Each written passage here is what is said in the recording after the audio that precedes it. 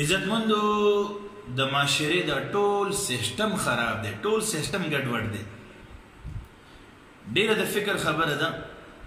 فروټ والا، سبزی والا، میکینک، رکشې والا، ایر کنډیشن میکینک، کاریګر، دوړو ماشین والا، سبزی والا، بیکری والا، پای والا، چپس پاپړ والا،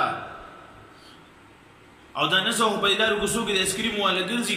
دی خو پکې په آیسکریمو کې کله پکې چرمخکې بندي کړي او کله پکې کربوړي بند کړي، کله پکې څه بند کړي او په دې ماشومانو باندې خرڅوي. پولیس والا دی او که قصاب دی، ډاکټر دی او که وکیلان دي، ګارډ والا. یاره نو کم کم سړی به د یادومه، د چا نوم به اخلمه. سره زما چې محنت کوو به ظاهره، خو محنت کوو او کمائی کوو د غلو ډاکوانو په نسبت باندې لګیو. خلک موږ له ډېر لوی عزت راکوي، خو لږ شان مثالونه واورئ چې کله دغه سبزۍ والا چې دا سره سره ټماټر درته وښایي او په منځ کې د اسخا ټماټر کېږدي که نه او خرڅوي یې در باندې. کپړې والا چې د دروغو مال خرڅوي، په دروغو باندې داسې به دا ترغیب دله درکړي چې هغه سا کپړه به در باندې په ګران قیمت باندې خرڅه کړي. ایجنټان د خپل کمیشن دپاره د دروغو ګواهیو کي او ګاڼې در باندې خرڅوي. بیپاریان په دروغو باندې بیمار ځناور خرڅوي او د قربانۍ په ورځې کې خو راشه څه وایه منو. او خو بیا داسې کار ورسره وکړي چې دا بعضې باید څاروي غاښ مات وي، د بعضې څاروي لکۍ کټ شوي وي، نو نقلي غاښ ورته ولګوي، نقلي لکۍ ورپورې وتړي او خو په ګران قیمت یې در باندې خرڅوي. چکۍ والا چې کله لاړ شي د وړو مشین وي، دا چکۍ والا چې په کم کې دا مرچکي جوړېږي، د لکه ورشي او مرچکۍ ته نه اخلي، نو په مرچکي کې به هر څه ته ګډوډ کړي، په پیسونو والا په هغې کې ملاوټ کوي. میکینک د 500 روپو کار کوي او د 500 روپو بیل بدله جوړږي. د کمایۍ دا ګټه څنګه حلاله کېدی شي؟ دا په کومه طریقه باندې چې موږ مال ګټو دا به څنګه حلال شي؟ دا چې په هوټلو کې څښا مردارې پخېږي، ډېر هوټلې ونیولې شوې او 2 نمبر تیل پکې استعمالیږي، نو دته عمران خان ویلي دي چې داسې کوه. دا ډاکټران چې یو مخصوصي کمپنۍ سره خپل تړون وکړي او دوايانې هغې ورسره خبرې کړې وي په کمیشن باندې او دوی مریضانو ته لیکي دا ګرانې دوايانې چې ته دا خرڅوه او تا د به کمیشن میلاویږي. نو دته نواز شریف ویلي ده چې داسې کار کوه. بیکرۍ والا چې دا باسي څیزونه واپس وله راشي او دا بیا دوباره یې په وړو کې واغږي او ملاوټ پکې کوي او په خلکو باندې خرڅوي، دته دا زرداري ویلي. ګناهونه موږ په خپله کوو، د ګناه کارونه په خپله کوو او الزامات بیا په حاکم وقت باندې لګو. صرف د پیسې لالچ په مخ اخیستي و زما عزتمندو. نو زموږ بچي چې دا حرام خوري، د دوی په پرورش په حرامو باندې کېږي، دا بچي به څنګه د معاشرې یو ښه فرد جوړ شي؟ خپل بچي به خپله جهنم ته بوزو.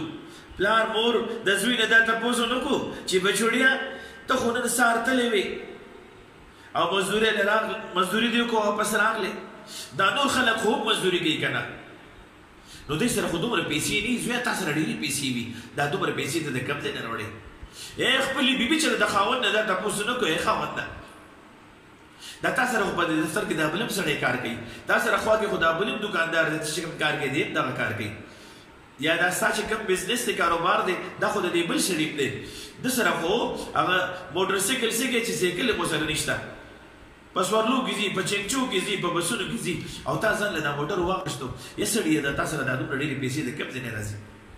نو که چېرې خپلې بیبیانې د خپلو خاوندانو نه تپوس وکړي چې خاونده موږ به یو ټایم خورو بل ټایم به نه خورو، خو موږ باندې حرام خوراک مه کوه، زما په بچو باندې حرام خوراک مه کوه، په دفترو کې دروغ مه وایه. دفتر کې که چېرته یو پنسل راته میلو شي نو جیب کې واچو بچو لیوړو، که چېرته شارپنر راته میلو شي نو جیب کې واچو بچو لیوړو، که چېرته کاغذونه راته میلو شي نو بچو یې راوړو. زما عزتمندو د خپلو بچو پرورش په حلالو باندې وکړو. د هلکه شانتې زندګي ده او دومره په نقصان کې روان یو زما عزتمندو. که دې وخت کې په داسې حالات کې موږ خپل الله ته مخامخ شو نو موږ سره به کوم عمل کېږي؟ ډېر کمزورې او ډېر د زوح ایمان لرو. زما عزتمند ډېر لږ شانتې زندګي ده او الله ته ودرېدل دي خپل معاملات ته اوس درست کړو. او چې کله قبر کې سړی واچولی شي او دا تپوس ترې نه کېږي من ربک ما دینک من نبیک، نو زما عزتمندو دغه ټایم کې به د دې څه جواب ورکړي؟ ما خو خپل رب پېژندلی نه دی، د رب نه ډېر لرې وم. ما خو خپل نبي ورته پېژندلی نه دی، د نبي علیه السلام د سنتو نه مې خلاف ژوند تېر کړی دی. ما خو د دین نه ځان اډو د سره خبر کړی نه دی، په دین باندې مې ځان نه دی پوه کړی. نور کارونو کې مې سپیشلایزیشن کړی دی، د نور کارونو مهارت مې حاصل کړی دی. نو زما عزتمندو ټول سیسټم ګډوډ دی.